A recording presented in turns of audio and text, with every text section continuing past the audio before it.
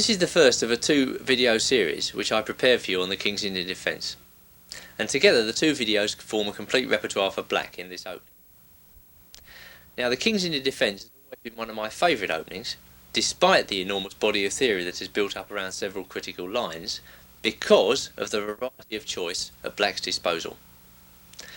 Hence I've carefully selected dynamic modern lines for you, which give black dangerous attacking opportunities. On this tape we'll first of all consider the sameish variation, then we'll go on to consider the four pawns attack, and finally we'll consider the insidious fianchetto lines where white plays g3.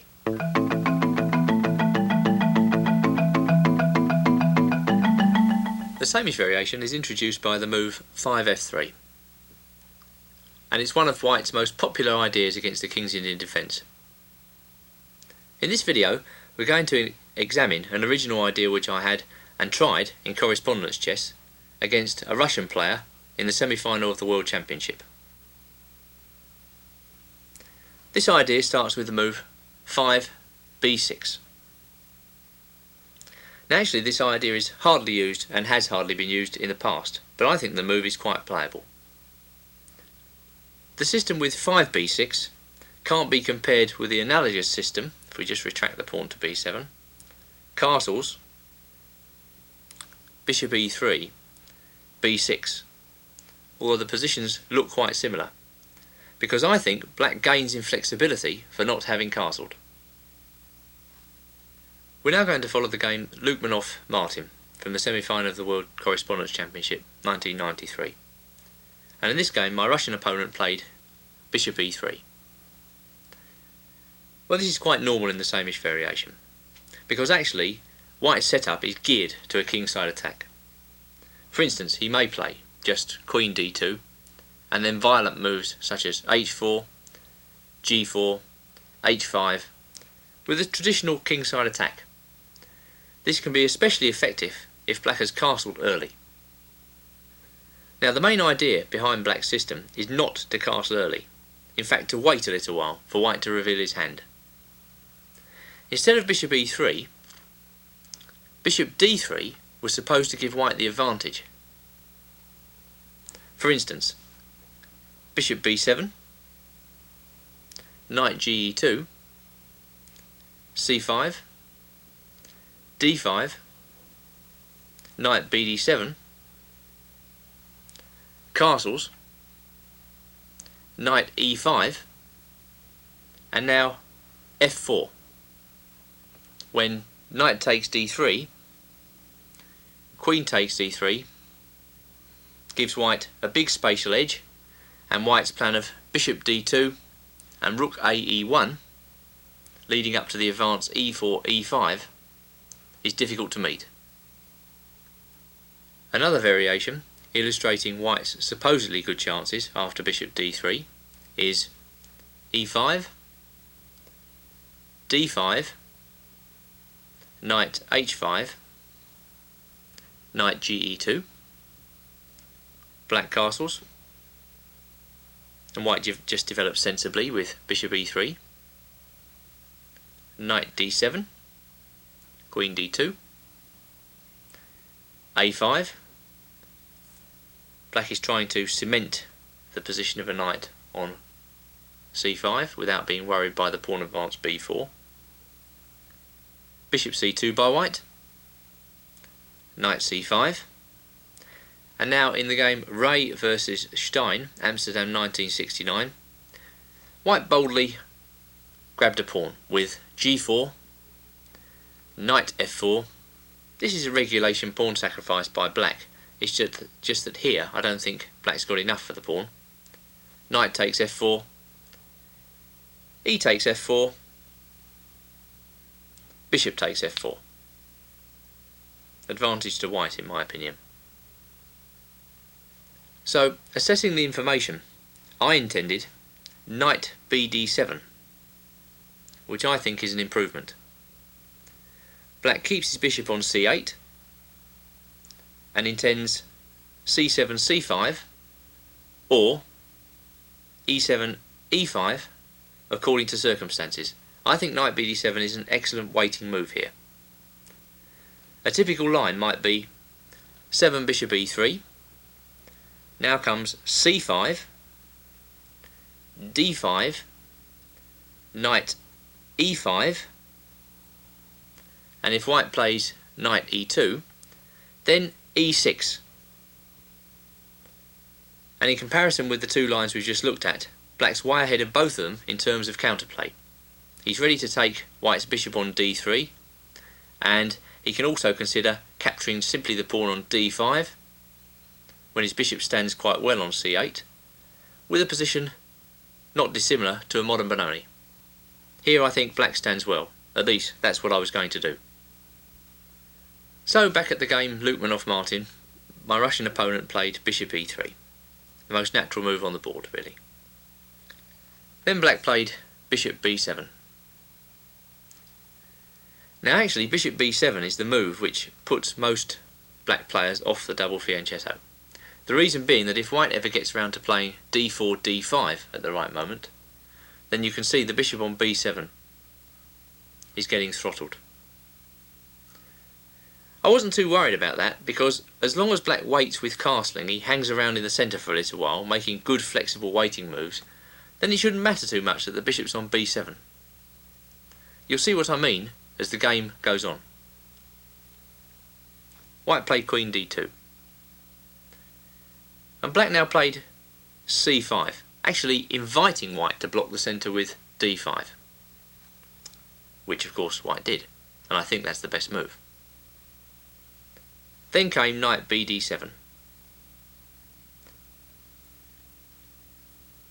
And white played h4. Now because this was such a new position, I didn't really know what white was going to play in this position. Obviously he's got a wide choice of moves. Instead of h4, I considered that bishop d3 was a likely candidate move, after which I intended knight e5. If white were now to play the blunder f4, I don't think black would take the bishop on d3 with check, which is rather similar to an earlier example we just looked at. But instead, knight eg4 is a good move, profiting from the fact that white hasn't moved the knight on g1. I think it's important, if white allows, to get rid of this bishop on e3. Then the bishop on g7 becomes a very strong piece. So in fact in the game, white played h4, and black played another useful waiting move, a6. Just a modest move, but the point is that if white ever castles on the queen side, then there's going to be an immediate reception committee waiting for him with b5. Black will be quite happy to sacrifice a pawn here, even with his king in the centre. Added to which, the pawn on a6 covers the b5 square. This is also quite important, as you'll see. Now Lukmanov played a strong move, I think, knight h3. The point of this move is to come to f2 with the knight, which in turn supports the e4 pawn and also supports the advance g4, followed possibly by h5 and g5. Now what black's got to be very careful in this position after knight h3, that he doesn't prematurely castle. He must continue to wait around in the centre. I think I played a strong move here, knight e5. Now possibly we see the drawback of the move h4, in that probably in this type of position white wants to play f3, f4. But as you can now see, the knight's ready on e5 to hop into g4, an unassailable square. White played another strong move now. He played bishop e2, which actually creates a direct threat. And that threat is g4, followed by g5, followed by f4, which if allowed would just push black off the board.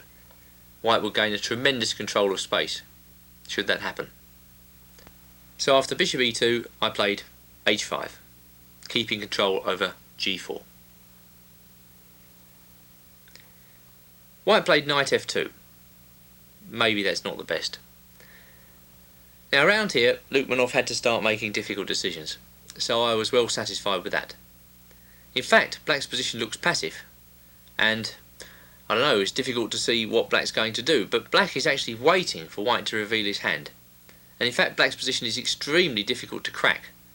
The more so that if white plays for the move f3, f4, he leaves the g4 square exposed. Now, it's very difficult to put concrete variations to this position because both players are still manoeuvring. But if white gets too ambitious, the resilience of black's game is surprising. For instance, if we put the knight back on h3, let's give white the move knight g5, which looks logical and aggressive here. And then I was intending bishop c8. Very strange move. For instance, rook b1. These were just variations I analysed at the time.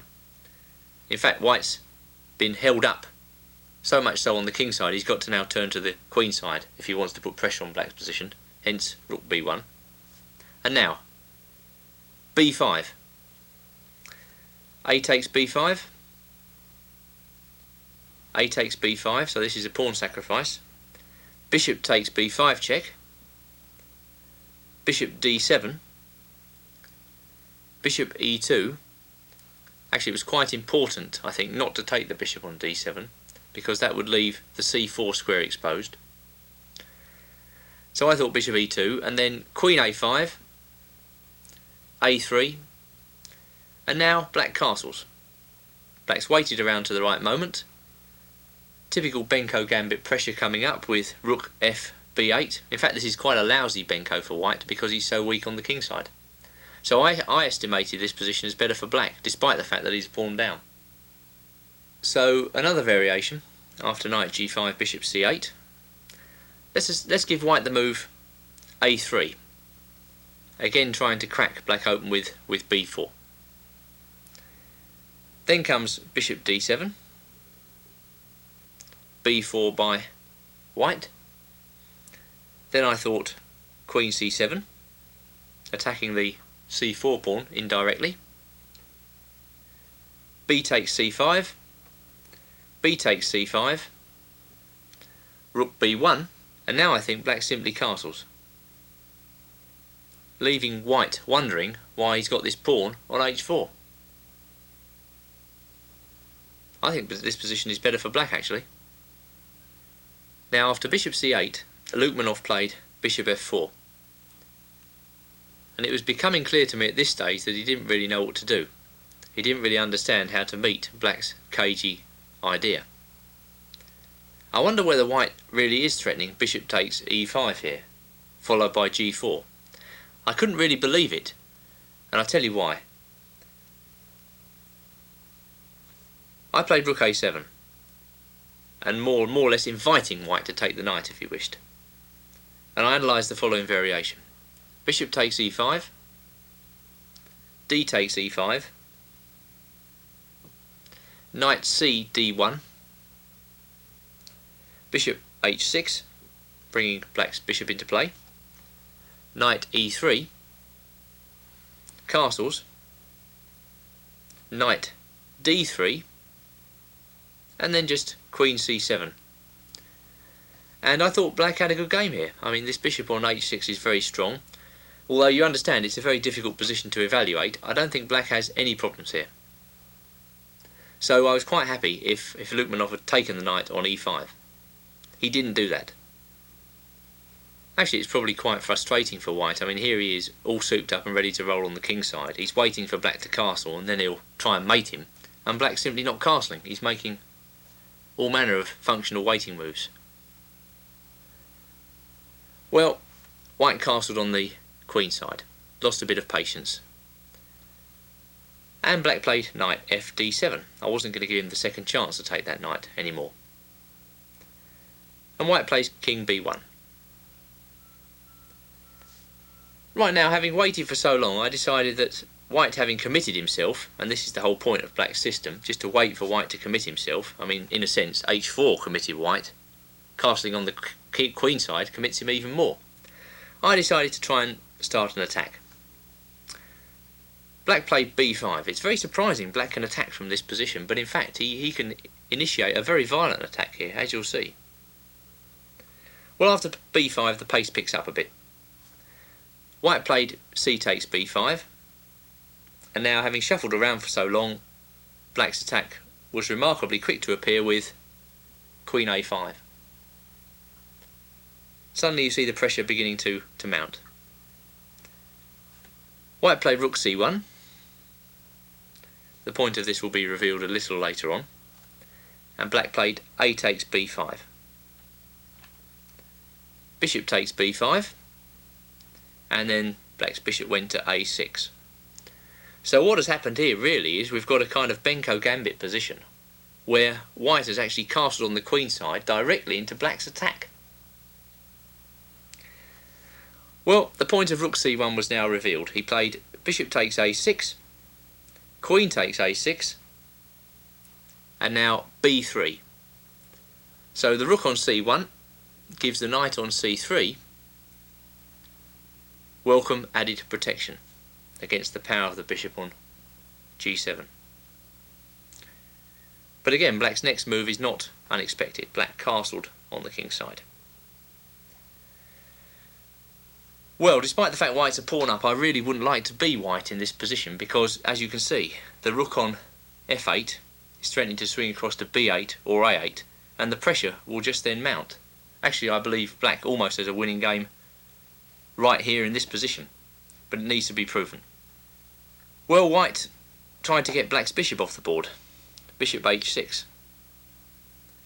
But black's next move probably dumbfounded him. Knight c4. Now, it was possible to calculate the following variation here. B takes c4, rook b8 check, knight b5, rook takes b5 check, c takes b5, queen takes b5 check, king c2, bishop takes h6, queen takes h6, rook takes a2 check, king c3, the king goes backwards to d1, then queen e2 is the end. So king c3, queen b4 check, king d3, queen d4 mate. So after knight c4, white tried to improve with pawn takes knight, rook b8 check, king a1. And now came the whole point of black's play. Bishop h8. Actually, I consider this to be one of the best moves I've ever played, because it's a killer. A clear piece down, black makes a quiet move, challenging white to find a defence. The most violent threat is just simply to take on c4 with the queen, intending bishop takes c3 check, rook takes c3, rook takes a2, and white gets mated. If white finds a defence against this threat, then there's the backup threat of knight e5, and just simply knight takes c4, followed by rook b2, and again, imminent mate. The difficulty for white lies in his pinned knight at c3. It's very difficult to beat off the black attack here. Lukmanov tried knight f d1, but the problem with this move is that it blocks up his rooks. Black played rook a b7,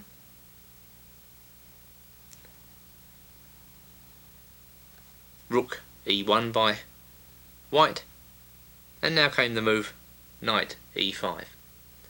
And believe it or not, in this position white resigned. Now it's a fairly enigmatic resignation, but in fact black is threatening all sorts of nasty things. For instance, white plays knight e3, trying to shore up c4, and now the crushing move rook b2, with queen takes b2, rook takes b2, king takes b2, knight d3 check, king c2, knight takes e1 check. If it was simply a matter of one white rook going, then I think white would probably be okay. At least he could play on. But rook takes e1, bishop takes c3, I think you can probably see it now, king takes c3, and then queen a5 check, picking up a second white rook when the bishop and knight are no match for the queen at all. To sum up, I think the variation with 5b6 is evasive and interesting. It's a counter-attacking system. Black often doesn't play bishop b7 even. He's waiting a little bit for white to reveal his hand. Usually black will play the knight to d7, and he will usually play c5. Again, usually, I say usually because there's hardly any information on this system, very few games, if any, that I know of. Usually black's knight will come into e5, and then he'll adjust his counterplay as appropriate. I think this setup will work very well against impatient white players, particularly those who are hell-bent on a kingside attack, because you wait in the centre with your king. This is another very important aspect of black's position. You wait in the centre with your king for a little while. It's not out of the question that you can castle long in this position. It is perfectly possible if white starts overextending. So I believe this is a very interesting method against the same-ish variation, and one which you should employ with confidence. Good luck.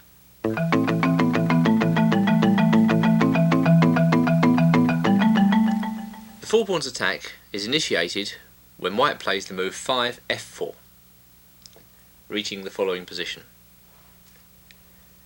There you can see white's pawns in a line, and he hopes to overrun black with the pawns in the middle game, or at the very least cramp black with these pawns, denying the black pieces space.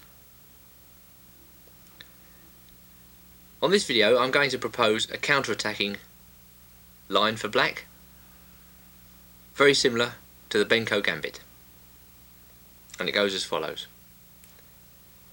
Black castles, white plays knight f3, this is the main line, and now the immediate c5. Now by far the most common move for white in this position is the advance d5. But we should see what happens if white plays the rare d takes c5. In my opinion, this doesn't really present black with too many problems, providing he remembers to play the immediate queen a5. So black threatens to take on c5 with the queen, and at the same time he threatens knight takes the e4 pawn, which would be crushing if white were to allow this move. So play continues, bishop d3 by white, and now queen takes c5. Now the key to white's idea lies in his next move, that's queen e2. What he hopes is that by playing bishop e3, and the queen on e2 supports the bishop on e3, the black queen will be driven away and white will gain some time. However, knight c6 is a good move, and if bishop e3, then black shouldn't be too worried about it, just play queen a5. For instance, castles on the king side, bishop g4, h3, bishop takes f3, queen takes f3, and then knight to d7. And in this position I believe black has equality. The point being that the c3 knight is threatened. If the knight comes into d5, then not only does b2 hang, but black can get rid of the knight straight away with e6 if he so desires. And if the knight doesn't come into d5 and white manages to protect his knight, let's say with bishop d2, then black has a nice outpost on d4 for his pieces, either knight d4 or bishop d4 check, or maybe even just quietly with knight c5. With this careful exchange of bishop for knight on f3, followed by knight d7, targeting the d4 square, black gets a good game. Back now to the position where black has just played c5, and white pushes on d5, reaching the mainline position. Now I'm going to recommend the move b5 for black. I think black can afford to be aggressive in this position simply because he has castled and white has some way to go before castling. And now white has to decide what to do. Well, in terms of frequency, he nearly almost always accepts the pawn, not with knight takes b5, because then the pawn at e4 is hanging, but c takes b5, and then black goes on gambiting a pawn with a6. And now we reach an important parting of the ways. Now the first variation I want to look at is the acceptance of black's gambit pawn with b takes a6. It takes a very courageous white player to accept this gambit pawn, because black does not now play bishop takes a6 when I think white escapes relatively unscathed with, for instance, bishop takes a6, bishop takes a6, and now however black recaptures, white will castle with a reasonably comfortable game. But if we retract, then queen a5 is an excellent move. There's several threats. Firstly, black gives himself the option of taking back on a6 with either bishop or knight. He threatens immediately knight takes e4. And if white defends against that threat, let's say white goes through the same sequence as before. This time we'll flick in bishop d2, bishop takes a6, bishop takes a6, then black captures back on a6 with the queen, again keeping the white king in the middle for some time. We'll see how this all works out as we go on with the analysis. Returning to the position after queen a5, white almost always in this position plays bishop d2. Now the obvious move is bishop takes a6, and we're going to see this move employed in the game Zilberberg versus Gufeld, Los Angeles, 1987. As an alternative to bishop takes a6, in the game Herzog-Dzindzikashvili, St Martin, 1991, black played knight bd7, presumably hoping that white would move the bishop on f1 when black gains a tempo by taking on a6 with the bishop. Herzog tried queen c2, and only now did Dzindzikashvili take the pawn, bishop takes a6. Herzog tried knight b5, hitting black's queen, but after queen b6, a4, c4, bishop takes c4, knight g4, black had compensation. However, all this might not strictly be necessary as we return to the good move bishop takes a6. So now, in the game Zilberberg-Gufeld, after bishop d2, black played bishop takes a6. And Zilberberg took the bishop, bishop takes a6. If, instead, white plays bishop e2, then in Kozul-Kochaev, Palmer, 1989, black got compensation with queen b4, attacking e4 and b2, e5, d takes e5, f takes e5, knight g4, bishop takes a6, knight takes a6, with a very murky and unclear situation. Don't forget, white's e-pawn is hanging, and he has yet to castle. Returning to Zilberberg-Gufeld, white has just taken the bishop on a6, and now an important recapture with the queen. Queen takes a6. And white tried queen e2. Now the main point of this position is that black shouldn't be too worried about the exchange of queens. It's a well-known theme in the Benko positions that if the queens come off, white's pawns on b2 and a2 become very weak.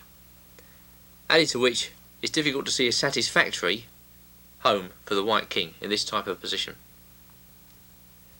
Now actually, black could just take the queens off if he so desires in this position, or he could play knight bd7, as in the game Karasov-Vasyukov, Leningrad 1974. But I think Gouffier wanted to recapture an a6 with the knight here, because he played knight f to d7, and he gives this move an exclamation mark in his notes. White took the queen, black recaptured with a knight, and white played king e2. Knight b6. Right, so black's threatening an intrusion on c4, so white's next move is understandable. He played b3, and now a strong move by black, f5. Now this really disrupts a white centre which looked unshakable not so long ago. In fact, it destroys the white centre.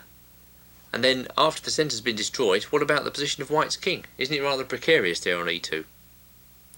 Very difficult for white to find a good move here. For instance, if he plays e5, then knight b4 is strong, putting pressure on the exposed pawn on d5. So, there came knight g5, which looks logical enough, coming into the e6 square. And black played f takes e4. Then came knight e6. If instead of that move, white had played knight g takes e4, then comes knight b4, with a familiar annexation of the d pawn. Gouffier had a good answer to knight e6. He played bishop takes knight on c3, and after bishop takes c3, rook f5. Another very strong move, concentrating on this weak white pawn at d5. In fact, that pawn is now a goner. Well, already the position is desperate for white. Actually, it's quite amazing. His king's stuck in the centre, and the d pawn's going, after which the white king is actually going to come under a tremendous attack. The knight on e6 looks very strong, but actually he's got to get out of there pretty quickly, otherwise he's going to be surrounded and even taken off. So clear advantage to black after rook f5. g4 by white, and then rook takes d5.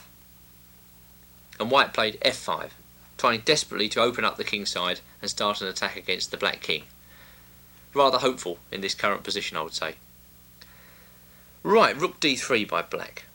Not only hitting the bishop, but then the knight on b6 comes thundering into the game on d5. This looks tremendously strong for black.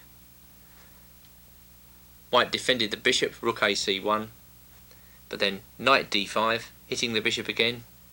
Bishop grovels back to a1, and then a tremendous move, knight a to b4, bringing the remaining black pieces into the game. Now look at that rook bearing down on the poor a2 pawn, and the knight enters the game. And once white plays a4, which is more or less forced, then b3 hangs, the knight on b4 is invulnerable. All these things mean that black has a totally won position. So Silberberg tried a4, but then rook takes b3, not so surprising. F takes g6, rook takes a4, tremendous stuff by black. G takes h7, king takes h7, rook h d1, and then knight a2, rook c2, and then knight a c3 check, winning all of white's pieces. White resigned. We're back now at the position where black's just played a6, and if you recall, we're looking at the line where white takes the pawn on a6. Now my overall impression of this line is it's not very good for white. I think white's made far too many pawn moves already to justify making two further pawn moves, grabbing, black's offer. I think after queen a5, the capture on a6 with the bishop, and a subsequent recapture on a6 with the queen, then black has more than a comfortable game. In fact, the game Silberberg-Gufeld is so crushing for black that it's a real passion killer from white's point of view. I don't like this variation for white at all. White should not take that pawn on a6, but a lot of your opponents might. Now the best move for white after a6 is supposed to be a4, and in fact it's a4 which gives the line with b5 a rather dubious theoretical status. But I believe that black can get a good game after a4, and I'll show you how. Now normally in this position black plays queen a5. This is not such a bad move, but I believe the very best move for black here is not queen a5 but e6. Now the point is to completely destroy the white centre. If black is going to capture on b5 at any point, he's going to wait until white moves the bishop on f1. So this looks like a good moment to take some action in the centre of the board. We'll now follow the game Piskov versus Vasyukov, Moscow Championship 1987.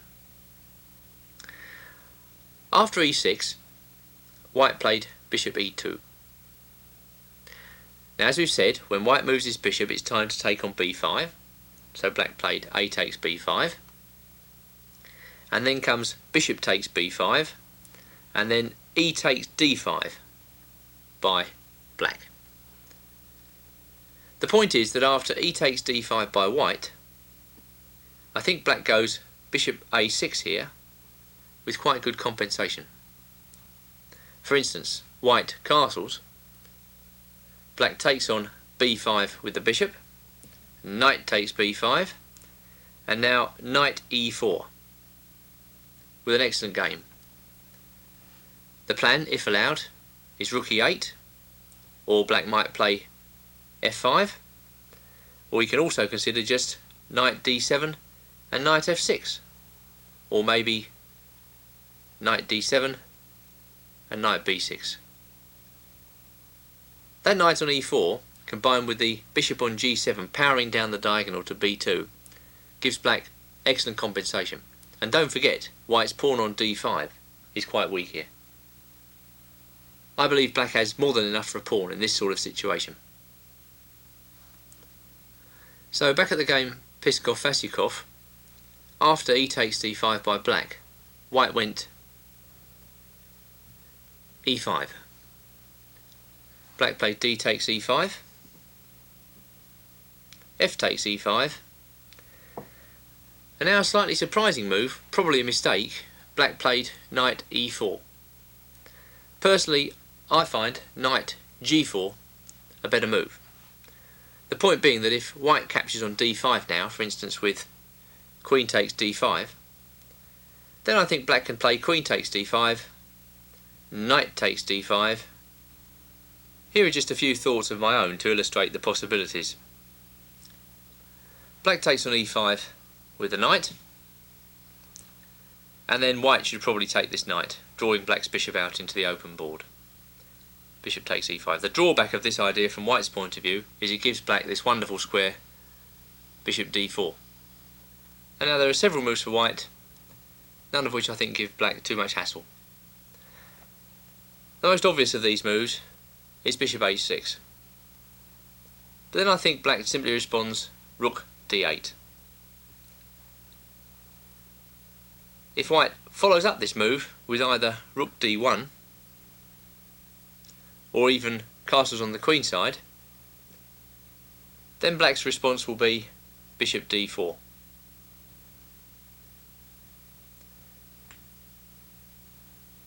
If white comes in and takes the bishop with knight e7 check, king h8, knight takes c8, then black takes back, rook takes c8, and he's prepared to play knight c6, and if allowed, knight d4, or possibly knight b4.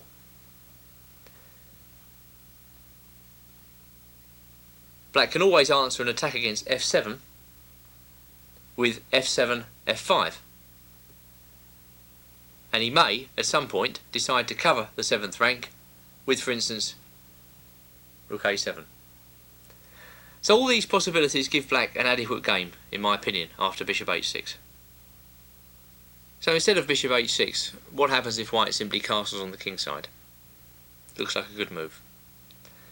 Well then, I believe black can exploit the fact that the bishop on e5 protects the vulnerable c7 square, and black should play just simply bishop e6, hitting the knight. If white plays knight b6, then rook a7 is fine.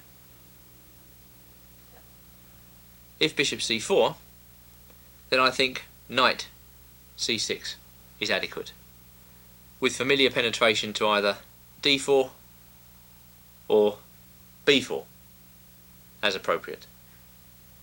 White's a-pawn, although it looks quite strong at present, can turn out to be weak under the gaze of black's rook on a8.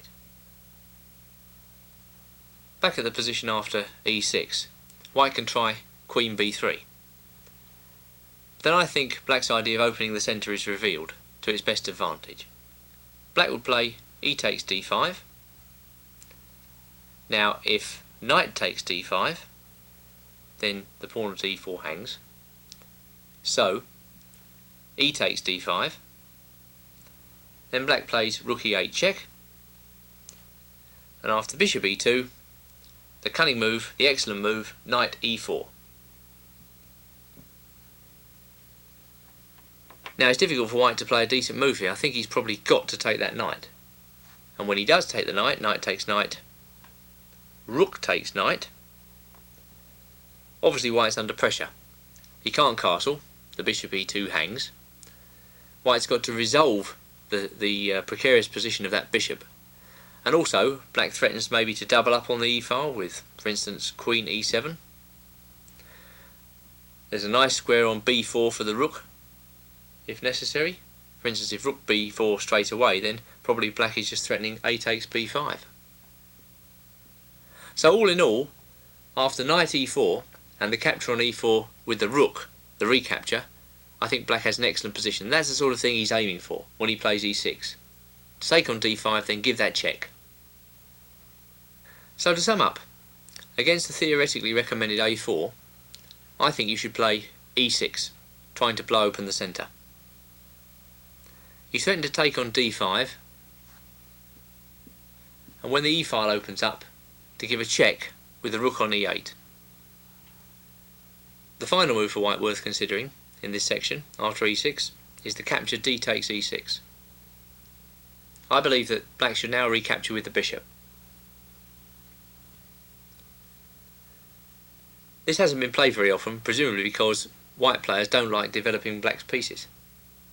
For instance, if white plays f5 now, I think black simply takes that pawn, g takes f5. Although that looks horrible, black can play a capture like that because it takes white some time to get his king out of the middle. And for instance, after e takes f5, bishop takes f5, black's already threatening the annoying check, rook e8. Although black's king position is possibly weaker than it might be at this stage of the game, white's king position is also very precarious and demands constant attention. I don't think a continuation like that should worry black at all. Black has the initiative. Now back to bishop takes e6, and I'll give you just a sample line because this hasn't been played before in a Grandmaster game to my knowledge, in any game that I can find, and so I'm on my own, I'm giving you my own analysis here. Let's assume white plays bishop e2 to get castled. Now the instant that bishop moves, black should take on b5. Bishop takes b5, and now one move among many is knight a6, with the intention of putting the knight in on b4. Let's give white castling, and then black plays knight b4. Again, white plays bishop d2, and then I think queen b6, threatening maybe to go c4 check. So white plays king h1, and then c4 anyway, with some pressure for black. I mean, black threatens to bring the knight into d3, and maybe to f2. Maybe it would bring the other knight in, knight g4, and again with pressure on, this time, both e3 and f2. Now that was just an example, but it's an illustration of the type of initiative black can work up in the e6 line. And let's be honest, white wasn't particularly careless in this example, he just played normal developing moves. A final move for white, only very recently played, is Queen b3. This move was played in the game Jérôme Piquet against Alexei Shirov, Aruba 1995, and is completely new. White's trying to reinforce the pawn on b5, and maybe he threatens to push the pawn to b6, and follow up with a quick a4, a5. If white can cement that pawn in on b6, then black will surely be lost. So black's got to fight against this plan very quickly. Now Shirov played in the game Queen b6, but if you don't like that move, there is a hair-raising alternative, which is, instead of Queen b6, 9 e6. And the idea, after b6 by white, is to play the crazy move Bishop b7, with the following continuation. D takes e6, Knight takes e4,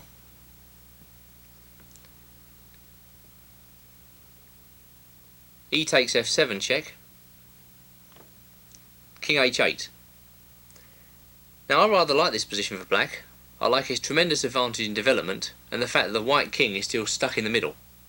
Of course, in this position black is 2 pawns down, but on the other hand the pawn on f7 can't really remain on the board for very long, and black may well have his own share of the game. For instance, if white plays bishop c4, then maybe knight takes c3, b takes c3,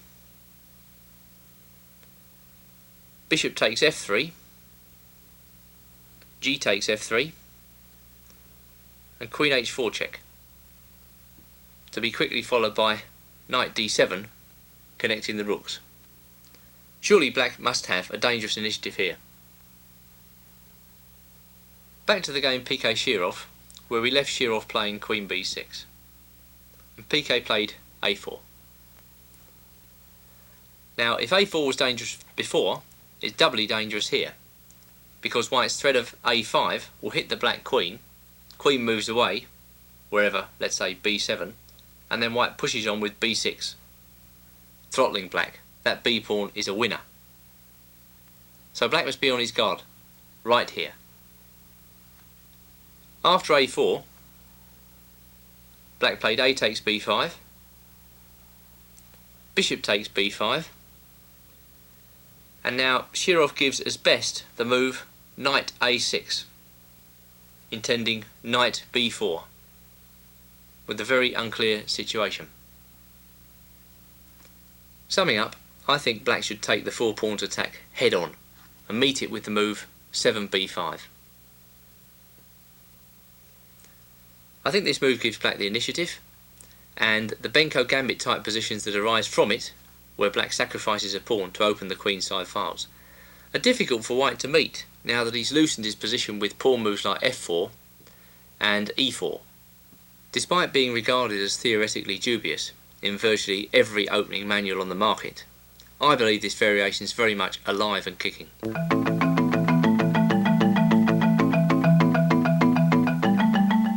The fianchetto variation of the King's Indian is introduced by the following moves.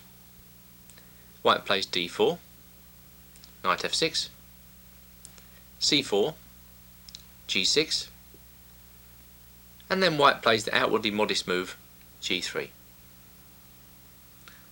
Play goes on. Bishop g7, bishop g2,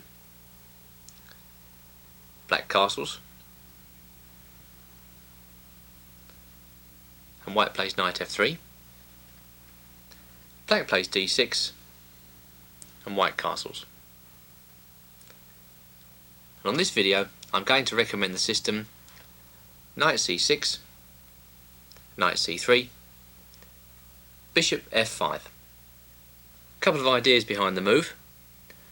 First and foremost, I think black tries to control the e4 square. You can see black's knight on f6 and the bishop on f5 prevent white from making his natural move e4. That's the first point. Should white find a way of forcing through e4, and we will see that he can do this, then black's second point is that he wants to play either queen d7 or queen c8, backing up the bishop, followed by bishop h3, eliminating white's dangerous fianchetto bishop. This is another key idea in black's system. There are several moves for white from this position, and we'll look at each in turn. The first of these is the plausible but not very good move in my opinion, knight h4. I find this move rather vague.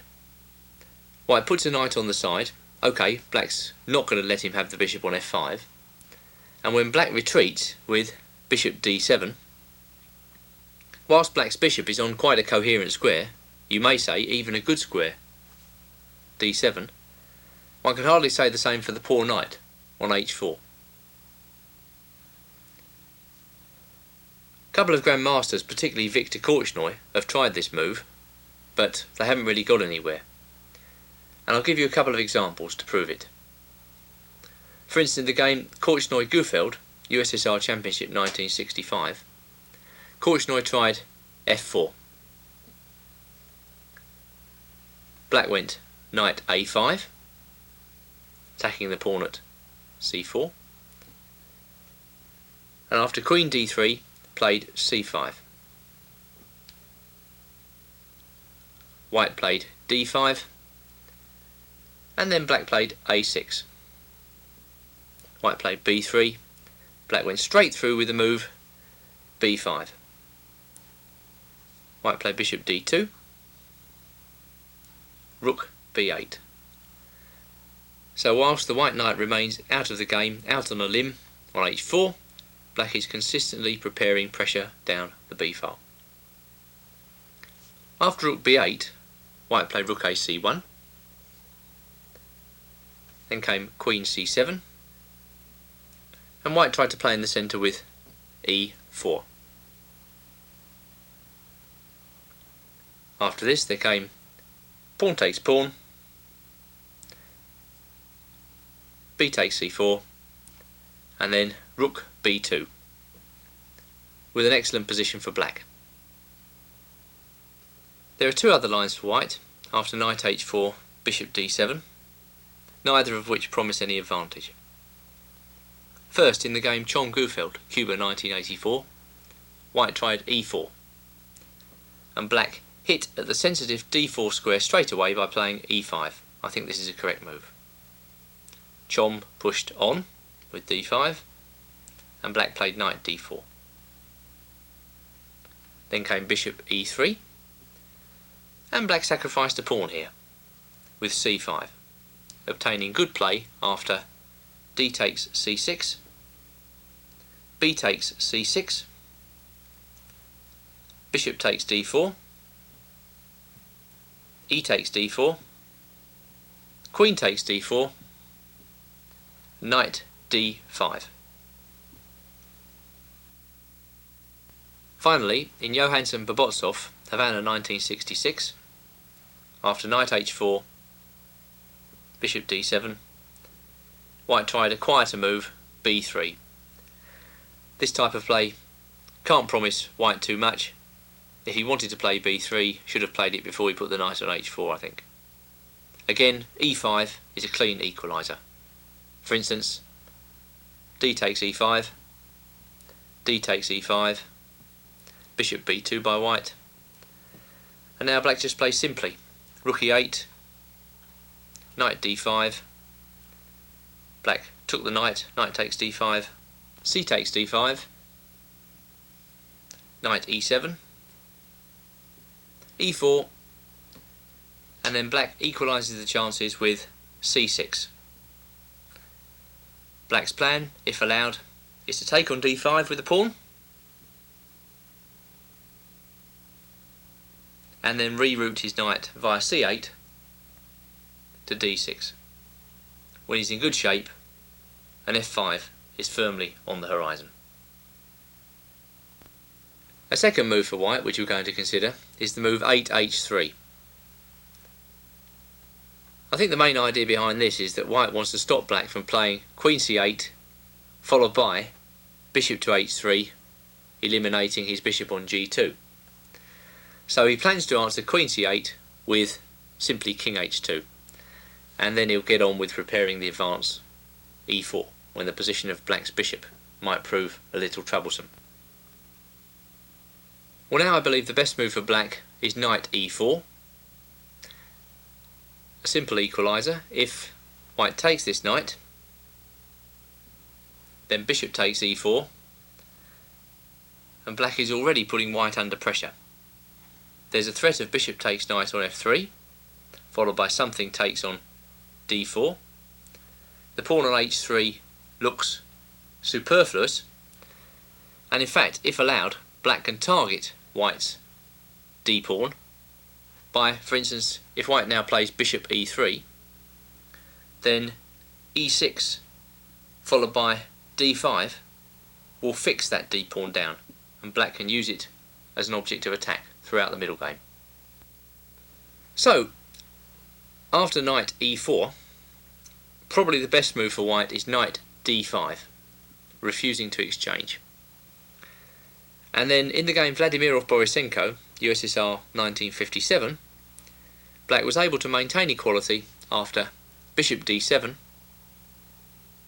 bishop e3, e6, knight f4, knight e7, queen c2, knight f6, rook a d1, and then bishop c6. Black plans bishop e4, and then maybe d5, or the preparation of d5 by playing c6, and only then d5. A radical attempt at forcing through the move e4 by white is to play rook e1.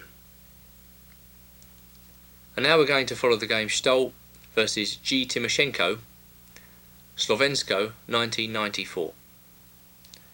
Black should certainly take steps to prevent e4 for at least a little while, and Timoshenko played knight e4.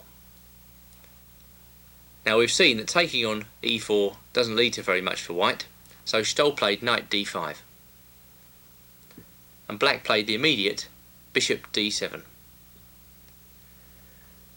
I think it's worthwhile saying that black retreats this bishop to give himself the option of at some point reinforcing the knight on e4 with f7, f5.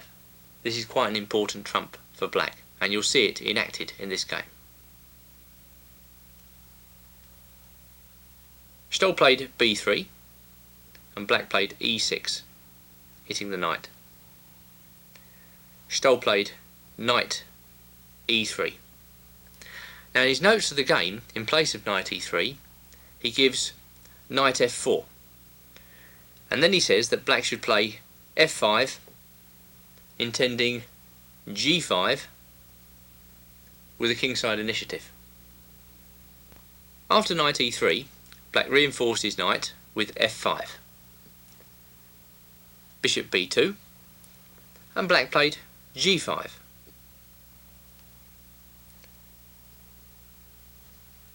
Now white played knight c2, and then came bishop e8, planning to activate the bishop on either g6 or h5. White played knight d2, and black played bishop g6. Now Storey played e3. Well, I think the best move for black here is to continue the reinforcement of the knight with d5, after which I think black's game is very playable. If white plays f3, then knight takes d2, queen takes d2, and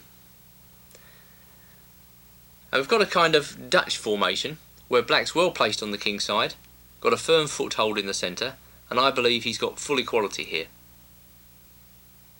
Back now to the position after bishop f5, and white can try and push black around a bit with the aggressive move d5. This is a strong, interesting move, and black has to be on the ball to guard against it. Firstly, he has to play knight a5, which attacks white's c-pawn. And then there are two moves for white. The best move, I think, is knight d4. And we're going to follow the game Barkser versus Gufeld, Leningrad 1967. The first point of knight d4 is that it sets a trap. If black now takes on c4, knight takes c4, white plays knight takes f5, g takes f5, and then queen d3, forking the knight on c4 and the pawn on f5, with a very strong position. Black certainly should not allow that to happen. So much better after knight d4 is the calm retreat, bishop d7, preparing c5, ousting white's knight from the centre. Barkser played b3. Now there is an alternative here. For instance, if we replace b3 with queen d3, we get the game Queller against Stein, Seuss 1967.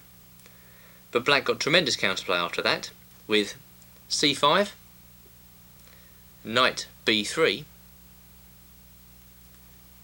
and the very interesting move, b5, along the lines of the Benko gambit. Queller played knight takes a5, queen takes a5, knight takes b5, bishop takes b5, c takes b5, a6,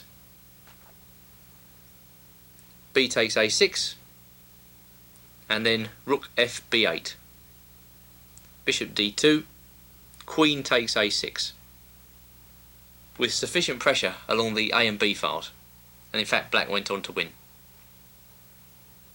Back now to Barkser Gufeld, where white played b3, and now c5 happened. White took on c6, and black took back with a b pawn.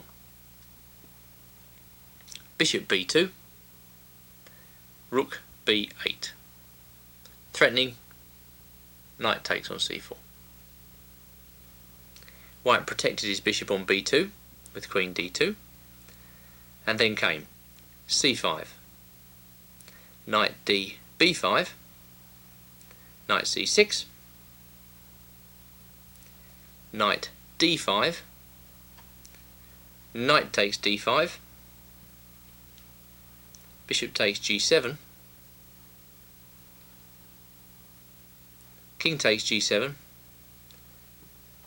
bishop takes d5, and here in this equal position black decided to spice the game up a bit by sacrificing a pawn, knight b4. Well, Barkser decided to bite. Knight takes a7, and then came knight takes d5, queen takes d5, queen c7, knight b5, bishop takes knight,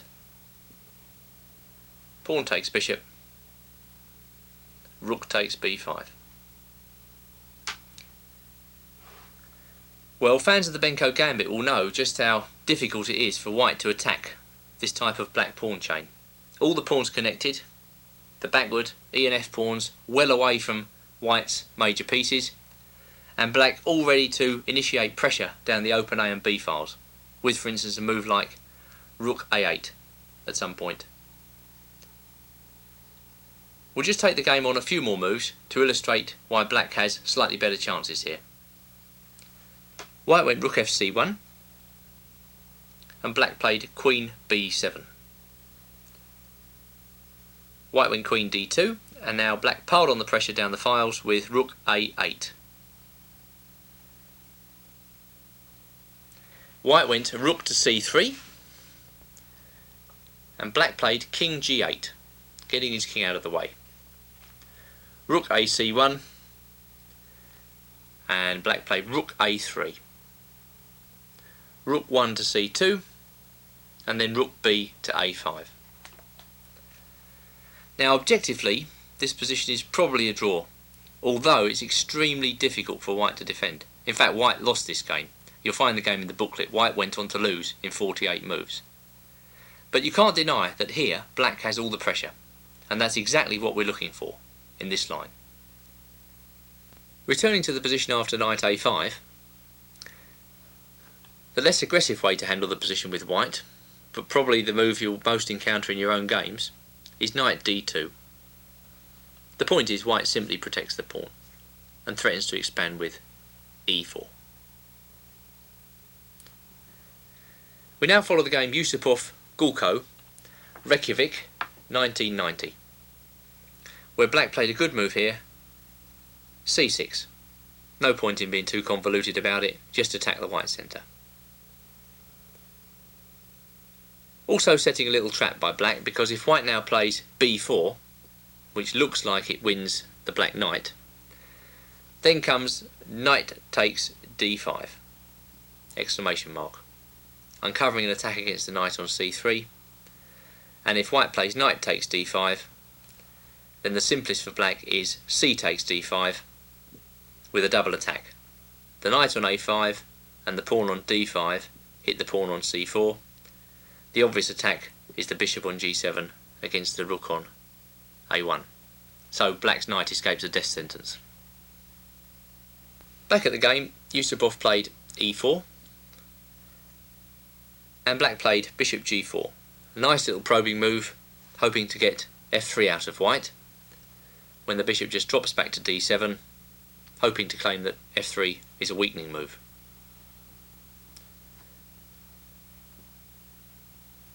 Anyway, Yusupov wasn't having any of that, and he played queen c2.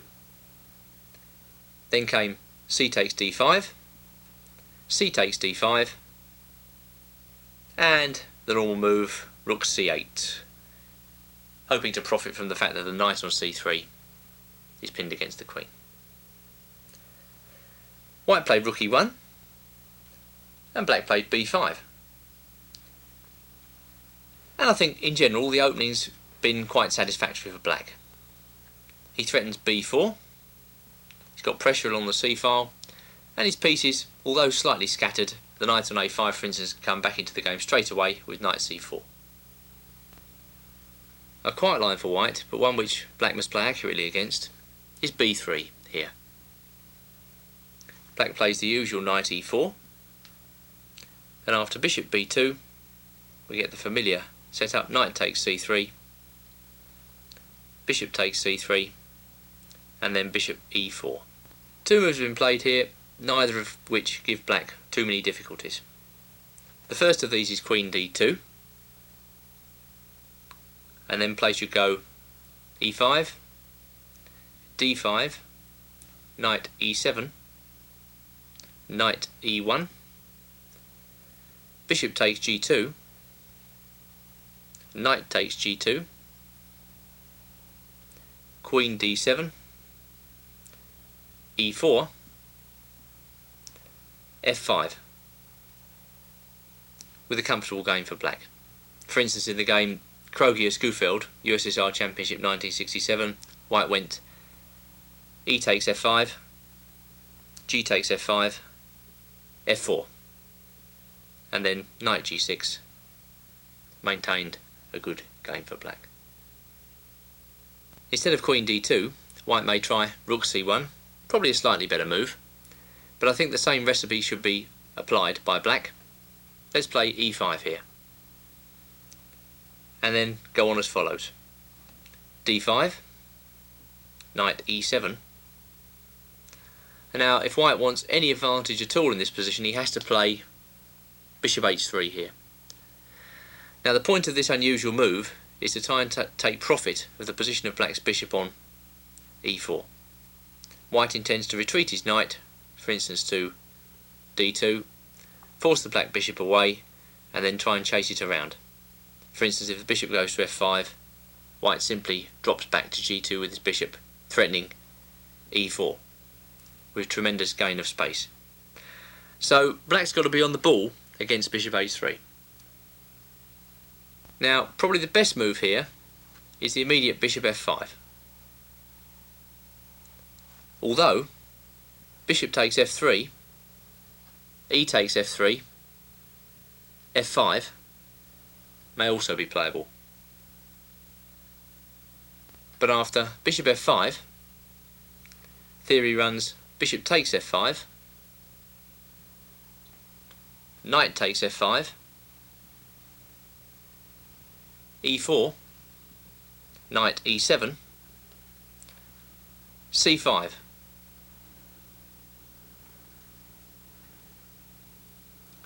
With the books giving white having a slight initiative.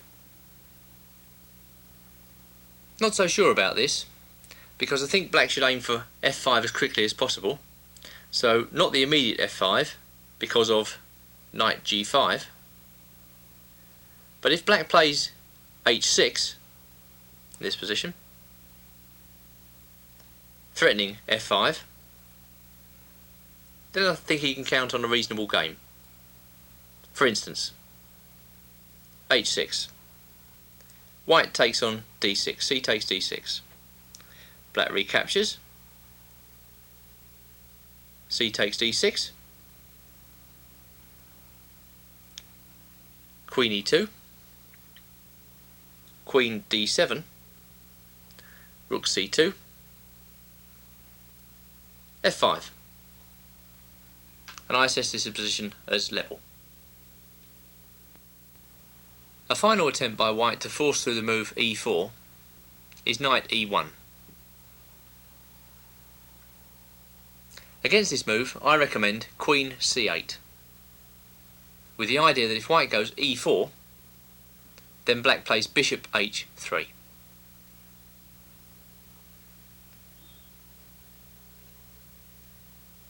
Now, in virtually all the games which I've seen in this line, white has played knight c2. And now there are two ways for black to handle the position. There's an old way and a new way. The old way was seen in Bronstein-Zeitlin, 39th USSR Championship 1971, where black played a kind of cagey strategy. Zeitlin went rook e8 and Bronstein played f3. Then Zeitlin played a6, bishop e3, rook b8, intending maybe to go b5. White stopped this with queen d3, and then black played bishop takes g2, king takes g2. Probably around here white is a little bit better, although black has chances against the centre with, for instance, a move like e5, although it's difficult to see him organising the move f5 for some time to come. So that's the cagey way to play the position, but it's probably slightly better for white. Now I think a better way to play this position with black was seen in the game Saloff versus Piquet, Vikings-A, 1991, where after knight c2, black played more directly.